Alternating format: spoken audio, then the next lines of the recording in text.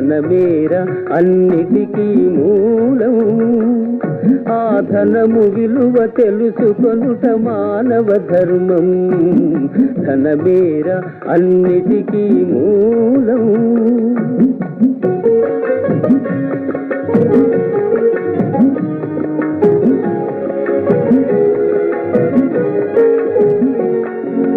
మానవుడే ధనమన్నది సృజించెనురా, దానికి తానే తెలియని దాసుడాయరా. మానవుడే ధనమన్నది సృజించెనురా, దానికి తానే తెలియని దాసుడాయరా.